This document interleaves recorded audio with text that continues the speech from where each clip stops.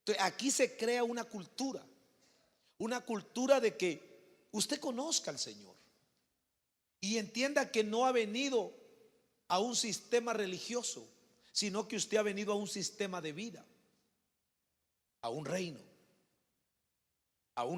de un rey que lo abrazó, que lo perdonó. Y que este rey en el Antiguo Testamento se manifestaba, como lo enseñábamos, en Israel de diferentes maneras. Por ejemplo, Israel, cuando él lo lleva por el desierto por 40 años, en la noche usted va a ver una enorme bola de fuego. Esa bola de fuego era para protegerlos del frío y para iluminarles el camino. Y en el día era una enorme nube que hacía que los protegiera del sol. Donde estaba el campamento de Israel, había una enorme nube que protegía a Israel de los rayos solares, para que no los quemara el sol. Y aún siendo desobediente, Dios se manifestaba de esa forma con Israel. Y luego en ese camino Dios se le manifiesta a Moisés y Dios le dice a Moisés: yo quiero estar presente en medio de ustedes. Y Dios le dice a Moisés que le construya un tabernáculo como el que aquí le mostramos, y le da todas las instrucciones. Y la Biblia dice que Moisés hizo conforme a toda la instrucción que Dios le había dado.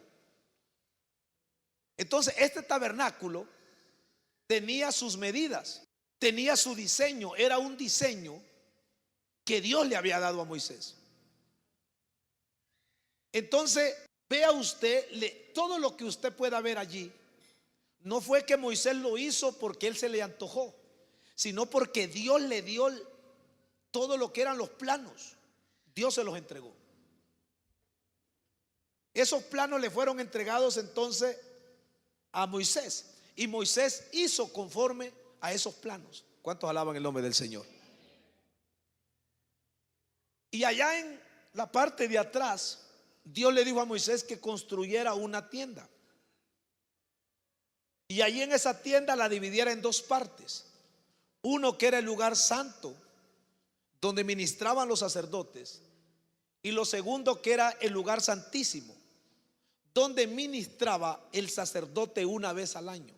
Y en esa última parte, que era conocido como el lugar santísimo, en esa sección Dios le pidió a Moisés que construyera un arca y la colocara ahí, conocida como el arca de la alianza, o del pacto, o de la presencia de Dios. Entonces esta arca fue puesta allí como símbolo de la presencia de Dios. Tenía unas varas para que en esas varas 4 hombres la cargaran, 4 sacerdotes. Ella era cargada por 4. Yo he enseñado aquí que el arca no podía ser cargado por un carro, por carreta de bueyes o de caballos, sino que esta arca tenía que ser cargada por el hombre mismo, porque el arca era símbolo de la presencia de Dios.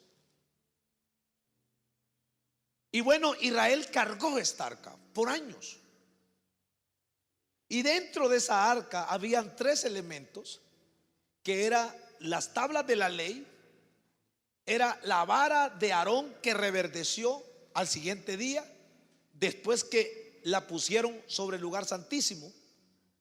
Eran 12 varas, una por cada tribu. Pero Dios le dijo a Moisés: la vara que reverdezca al siguiente día, esa es la tribu que yo he escogido para que pueda ministrar en mi altar. Y entonces reverdeció la vara de Aarón, que era miembro de la tribu de Leví. Y por eso los levitas fueron los elegidos por el Señor para ministrar en el santuario y en la casa del Señor. Nadie más ministraba. El que ministrara, si no era parte de la familia levítica y estaba santificado, moría. Y luego también había un depósito, un recipiente con un poco de maná, una vasija. Entonces el arca del pacto tenía tres elementos: las tablas de la ley, la vara de Aarón que había reverdecido, y también poco de maná en esta vasija. Y eso significaba la presencia de Dios. Y hemos enseñado que quienes le dieron trato y valor a la presencia de Dios, sus vidas nunca quedaron iguales. Familias y casas y hogares que trataron y valoraron la presencia de Dios, nunca esas casas quedaron iguales. Todas esas casas fueron bendecidas, familias bendecidas. Decíamos que esta arca, los filisteos la capturaron, y después de que les llegó las plagas y las maldiciones, ellos decidieron regresarla a Israel. Y cuando el arca fue regresada a la tierra de Israel, terminó llegando a la casa de un hombre llamado Aminadab. Y allí en la casa de Aminadab estuvo por 20 años. Pero la Biblia no dice, hermano, nada al respecto, que algo pasó en la casa de Aminadab. Es que Aminadab era algún hombre perverso. No dice tampoco eso la Biblia. Pero sí era un hombre que no había valor, no le dio el valor, creo yo, que el arca del pacto, que la presencia de Dios merecía. No la valoró. Tal vez la revelación no le había llegado a él. Él vio madera en esa arca. Pero esta misma arca un día David la sacó de la casa de Aminadab para traerla a Jerusalén. Pero en el camino, como él la traía en bueyes y no conforme a lo que Dios le dijo, entonces hubo alguien allí que mientras la carreta tropezaba, los bueyes tropezaban, el arca se iba a caer. Y entonces vino los hijos de Aminadab, que era Ahío y Usa. Usa tocó el arca con su mano, que no estaba autorizado, y murió. Y entonces David dijo: no, voy a averiguar bien cómo es que tengo que cargar el arca, porque el arca no tiene que ser cargado por bueyes, porque los bueyes representan fuerza humana, estrategia humana, habilidad humana. No se puede hacer ministerio en nuestras fuerzas humanas. No hay manera, no hay forma. Cuando alguien pretende hacer este tipo de trabajos que estamos haciendo en la carne, lo que va a terminar es muriéndose, cansado, cargado. Y sabe qué más, renegando. Porque te vas a comer o vas a hacer lo que haces de mala gana, porque te falta algo que se llama presencia de Dios. Sin la presencia usted no puede liberar a un pecador. Sin la presencia de Dios usted no puede convencer en Dios a un pecador de su pecado.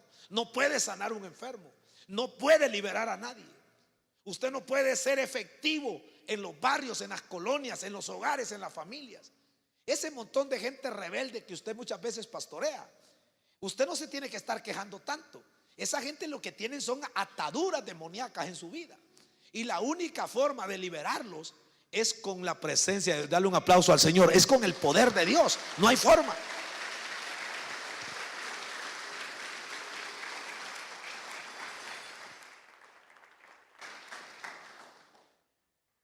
Entonces el ministerio no se puede hacer sin presencia. Pero ¿cuánto de Dios tiene? Entonces no se trata de que predica bien. Es como el hombre cuando está atado por un espíritu, hermano, de sexo. Él no anda viendo con quién se va a acostar, y por último termina muerto, enfermo, porque nunca se detuvo en ese camino de muerte que llevaba. Entonces la parte espiritual es igual. Nosotros con tal predique ya le ponemos hasta el rótulo de pastor, y ya creemos que todo el que predique es pastor. Ser pastor solo viene por una asignación que es de Dios. ¿Cuántos alaban el nombre del Señor? Es un llamado, es un oficio que es Dios quien lo entrega. Y ese oficio, escúcheme bien, El hecho de que yo sea pastor, hay gente que dice, yo soy pastor y a mí nadie me quita. O sea, usted, el hecho que sea pastor, recuerde que hay códigos, hay éticas. Los doctores, usted puede tener un título de doctor, pero hay un colegio de médicos. Y si usted no respeta los códigos del colegio de médicos, usted es expulsado del colegio de médicos y nunca jamás puede ejercer la medicina. En el ministerio es lo mismo. Aquí están las reglas de cómo alguien, aún teniendo un llamado ministerial, puede ser quitado de su ministerio por diferentes razones, por diferentes circunstancias. Entonces no es un tema de que ya predica. No, no todo el que predica es pastor. No todo el que predica es que está habilitado. No, tenemos que hacer ministerio cargando la presencia de Dios. No hay manera, no hay forma. Si nosotros queremos causar un impacto en el país, es con la presencia de Dios. No podemos obviarla. Estas personas pueden cantar aquí, ¿me entiende? Y le garantizo que si no tienen la presencia de Dios y están cantando para Dios, no va a pasar nada. Les sale más barato, mejor que canten otro tipo de música y le pongan otro tipo de ambiente a ese lugar, que querer adorar a Dios o ministrar a Dios y a las personas sin tener la presencia de Dios. Entonces el arca en ese tiempo significaba la presencia de Dios. Y esta arca entonces terminó en la casa de Obed-edom por 3 meses. Y dice la Biblia que cuando llegó a la casa de Obed-edom, dice que la casa de Obed-edom fue prosperada. Toda la nación, todo Israel sabía de que algo había pasado en la casa de Obed-edom.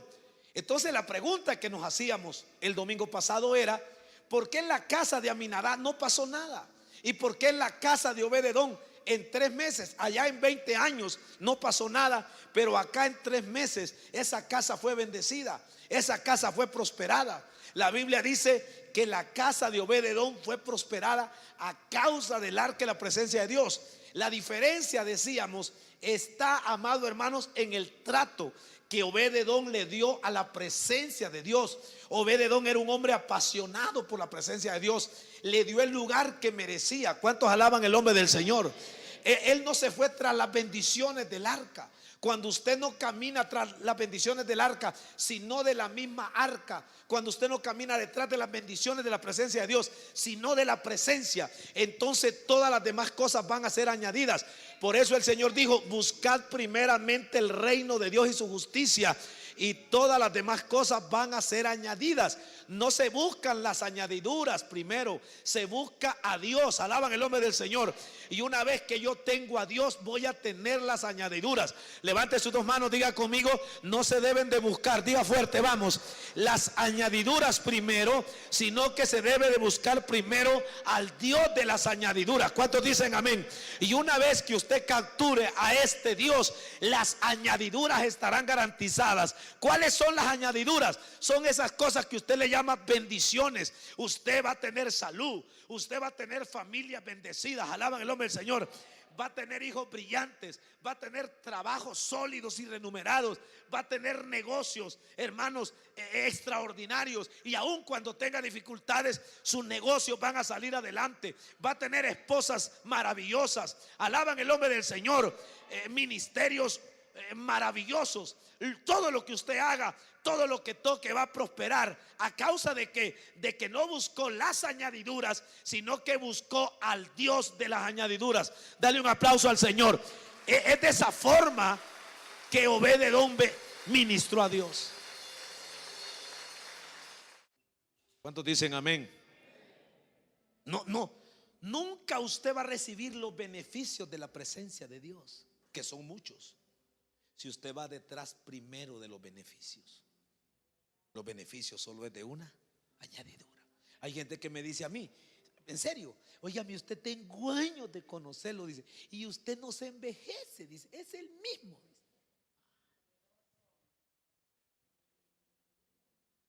¿Cuántos años tiene? Dice. Eso no se dice. Esta juventud que usted me ve a mí, le digo, es el Señor. Levante su mano. ¿Sabe qué dice el Señor? Levante sus manos, vamos a ver si lo cree. ¿Sabe qué dice el Señor? Que aún en la vejez vamos a estar vigorosos y fuertes. Dale un aplauso al Señor. Vamos a brillar.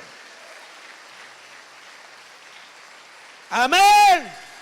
Apláudele al Señor. Tenemos que amar su presencia, valorar la presencia. Pero ¿ha visto usted que gente? ¿Cuántos años tiene usted, hermano? Tengo 20, dice, y parece que tiene 80. ¿Se ha fijado? Que alguien de 80 no es que está viejo, sino que es un joven mayor.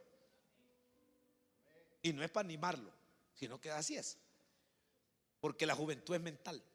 Pero mire, aquel de 20 físico y el de 80 se mira 20. Hermano, se mira viejito, amargado, y no le puede ni hablar. Siéntese aquí. ¿Y qué dice? Que yo me voy, dice. Anda amargado, endemoniado. Los beneficios no le van a llegar así.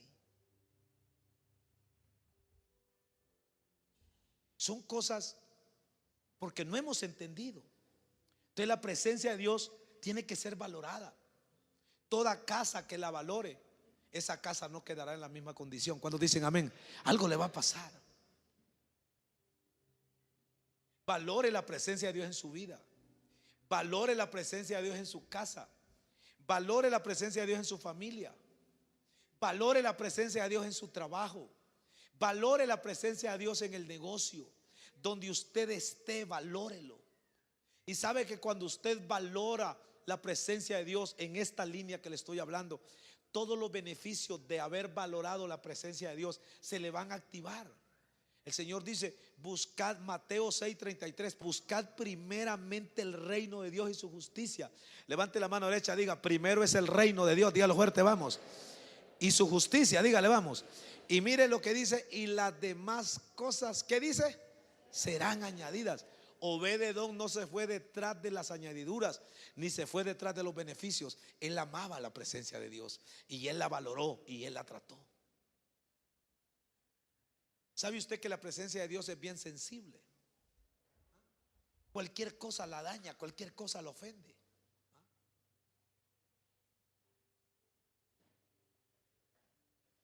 De repente muchas veces alguien no ofendió la presencia de Dios por un pecado de inmoralidad, una fornicación, un adulterio.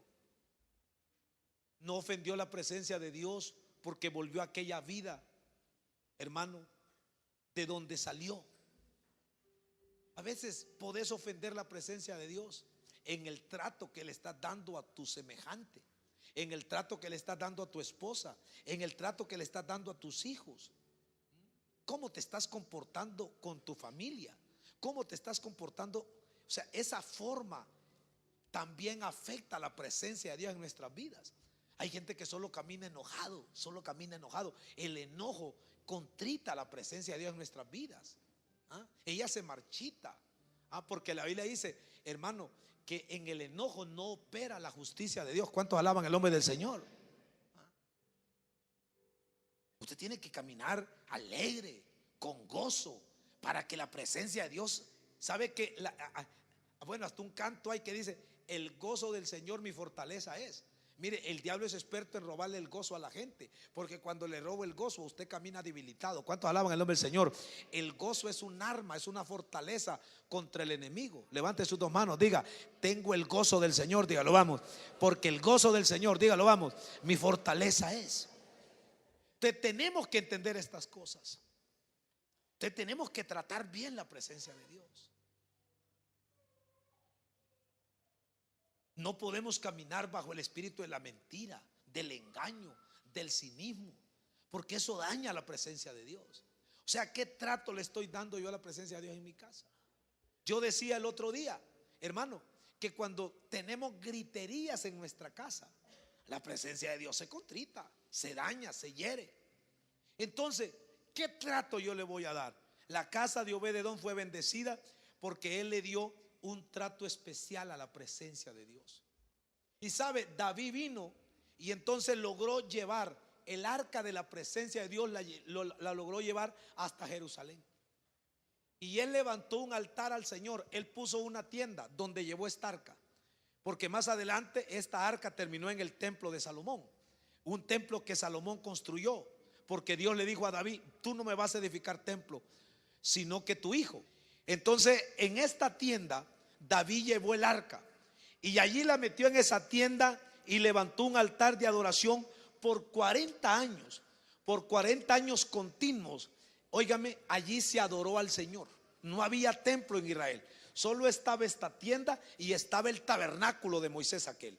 Entonces el arca, escúcheme, el arca de Dios no estaba en el tabernáculo donde debería de estar, sino que David la sacó del tabernáculo y mire, y la trajo a esta tienda. Esto es bien interesante. ¿Por qué? Porque David representa una nueva generación. David representa un nuevo nivel de ministros. David era un hombre que entendió, fue más allá en la revelación. David se adelantó a la cruz. Entonces esta arca debería de estar en el tabernáculo de Moisés, pero David la sacó de allá. Cuando la regresa, no la llevó al tabernáculo, sino que le preparó esta pequeña tienda y allí la metió. Y entonces él instituyó cantores y adoradores, danzoras por 24 horas continuas por 40 años. Él le levantó altar de adoración a la presencia de Dios. Él capturó la presencia de Dios y por eso Dios le dio la victoria a David.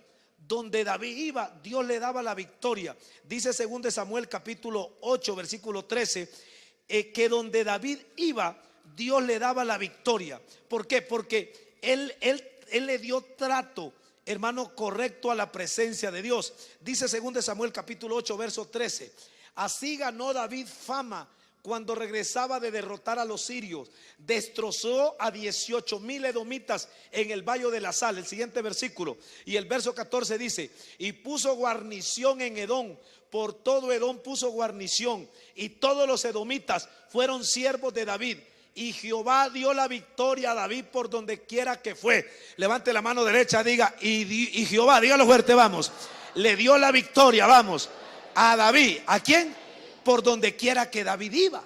Pero ¿qué es lo que hizo que David tuviera una vida victoriosa? Que su reino fuera firme y fuera un reino invencible. Es porque él le dio trato correcto a la presencia de Dios. Por eso he dicho que un ministro, los que servimos al Señor, todos los que somos servidores de Dios, todos los que somos hijos, pero sobre todo los que servimos al Señor desde este escenario, hermano, tenemos que darle trato correcto a la presencia de Dios para que donde vayamos Dios nos dé la victoria. Alaban el nombre del Señor.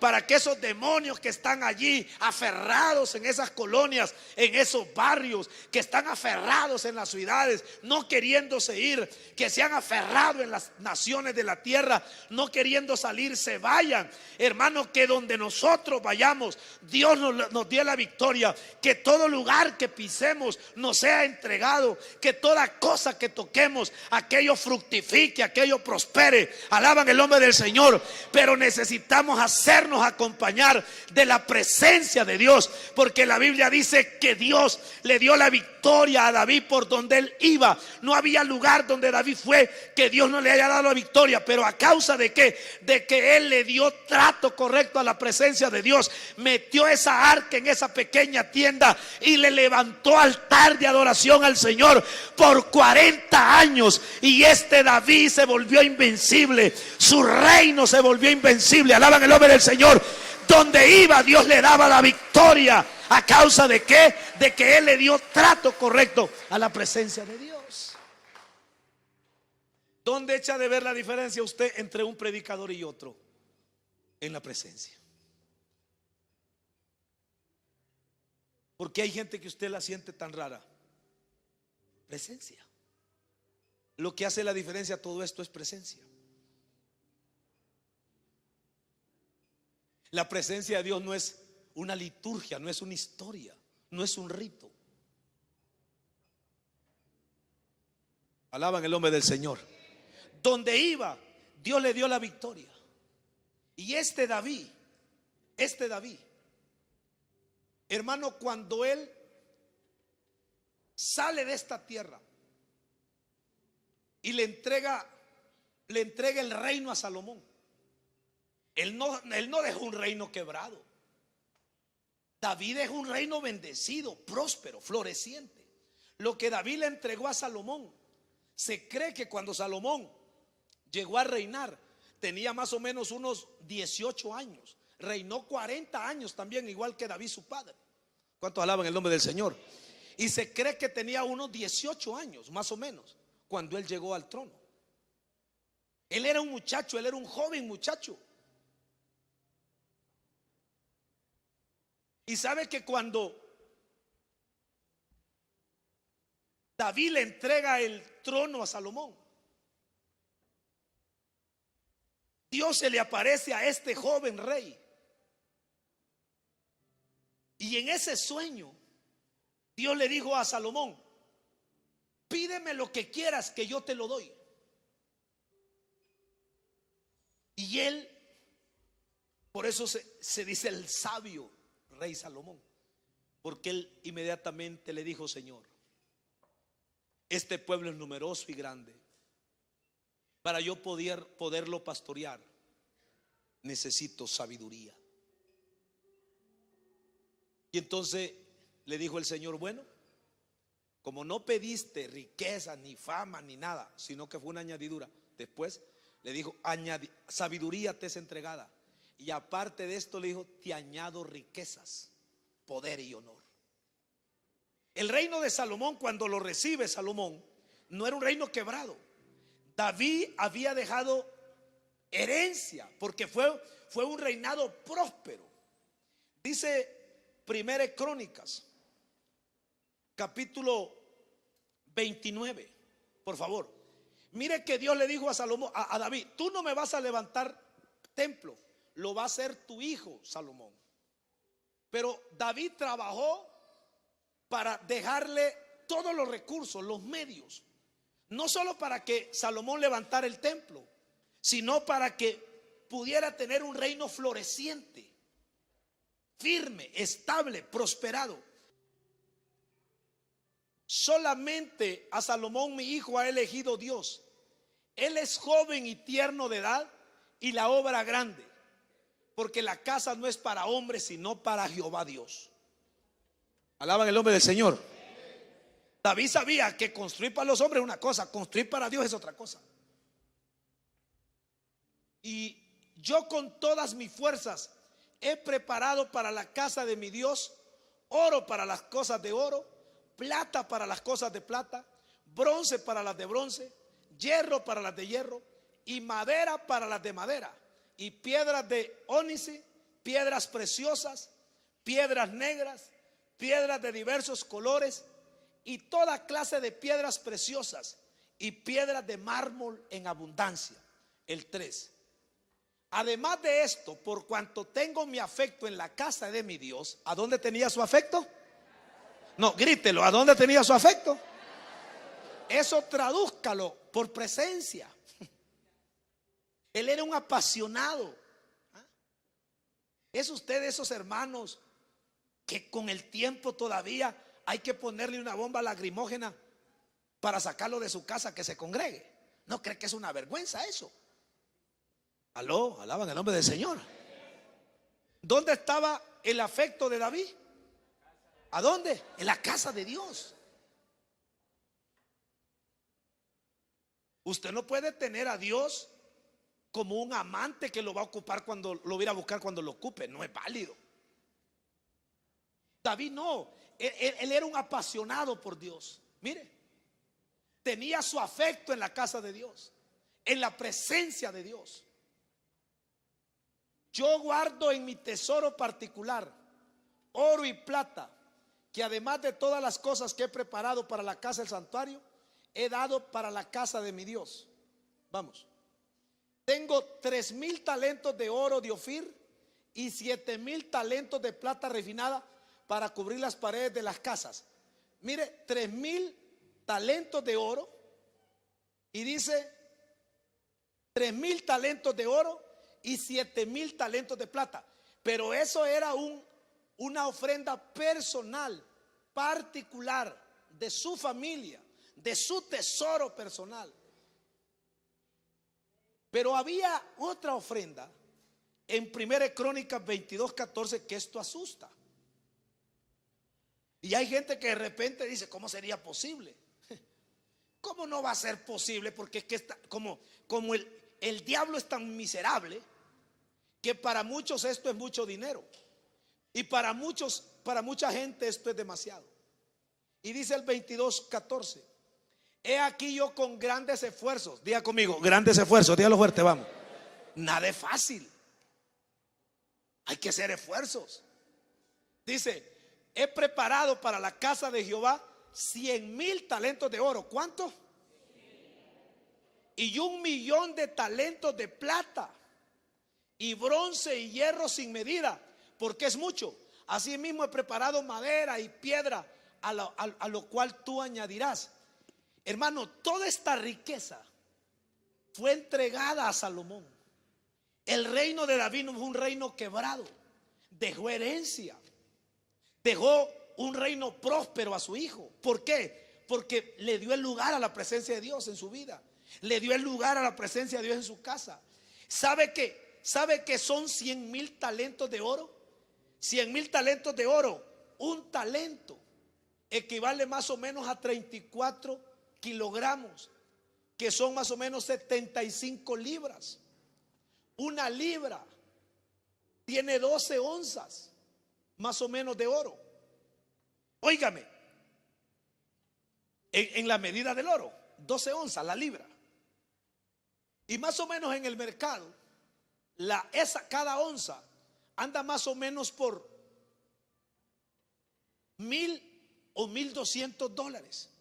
Entonces, si usted multiplica 75 libras, la multiplica por 12 onzas, y esas 12 onzas las multiplica por $1,200, un talento de oro, entonces, a nuestro tiempo, sale valiendo más o menos $1,100,000.